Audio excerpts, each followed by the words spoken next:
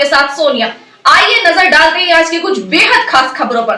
तब तक के लिए बने रहिए स्टार न्यूज प्लस के साथ। सांसदों के निलंबन को लेकर सपा का विरोध।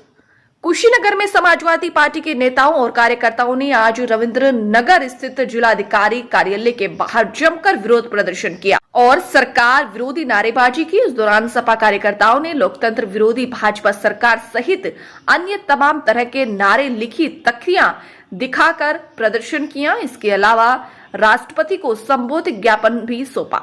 सपा ने भारतीय जनता पार्टी की केंद्र सरकार द्वारा सांसदों को निलंबित किए गए जाने की घटना की निंदा की। कहा कि राज्यसभा में जो कुछ हो रहा है वह लोकतंत्र विरोधी है। लोकतंत्र में हर किसी को अपनी बात रखने का अधिकार है, लेकिन सभापति बीजेपी के इशारे पर भाजपा कार्यकर्ता के रूप में काम कर रहे हैं, जो बिल्कुल ठीक नहीं है। हमारी राष्ट्रपति से मांग है कि वह इस मामले पर हस्तक्षेप करे। स्टार न्यूज प्लस के लिए उत्तर प्रदेश के कुशीनगर से अजीत कुमार की रिपोर्ट। भाजपा के सांसद प्रताप मसीह के विजिटर पास पर जो उनके ही कार्यालय से जारी हुआ था, उसी पास से ये आतंकवादी सदस्य प्रताप मसीह है, जिन्होंने भारत के प्रधानमंत्री माननीय नरेंद्र मोदी जी की जीवनी लिखा है। इसलिए आप कहना चाहते हैं साथियों, आए दिन आप देख रहे हैं देश में एक न एक देश भी दोनों बाहर ही पकड़े गए थे।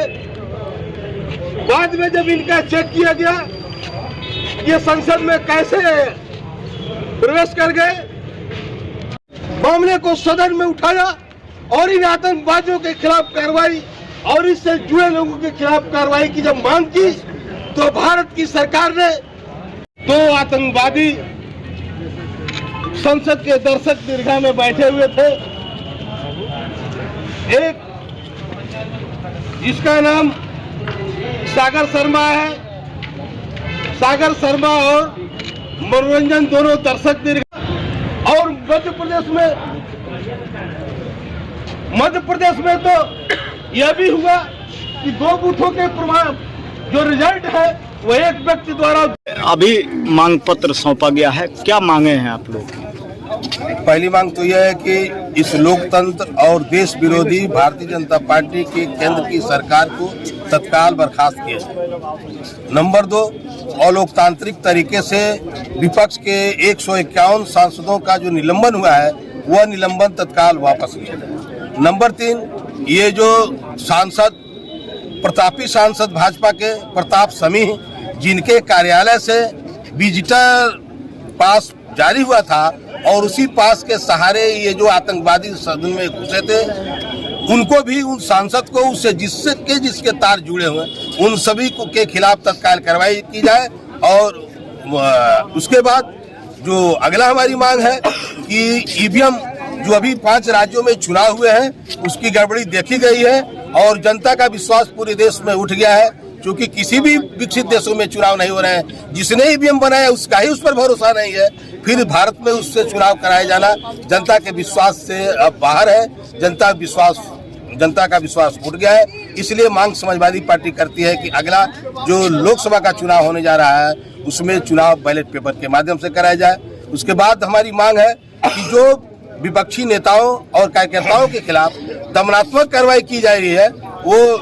मंत्री साहब, अभी ज्ञापन दिया गया है, क्या मांगे हैं और क्या आश्वासन मिला है? समाजवादी पार्टी के राष्ट्रीय अध्यक्ष, देश के नेता माननीय अखिलेश यादव जी के निर्देश पर भारत की संसद में भारतीय जनता पार्टी के सरकार के द्वारा जो अलोकतांत्रिक तरीके से सांसदों का निलंबन हुआ है, उन सांसदों के बहाली के लिए हम लोग आज ज्ञापन देने आए हैं। हम ज्ञापन देने आए हैं कि भारतीय जनता पार्टी की सरकार पूरी तरह से तानाशाह हो गई है और हिटलर के नीतियों पे चल रही है।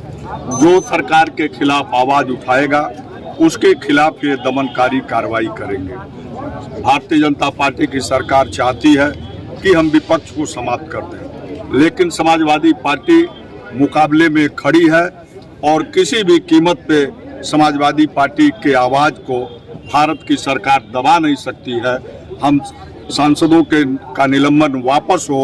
समाजवादी सरकार में जो हवाई अड्डा शुरू हुआ था बंद पड़ा है उसका संचालन शुरू हो, और जो सबसे महत्वपूर्ण मांग है किसानों की कि लगातार केंद्र और भारतीय जनता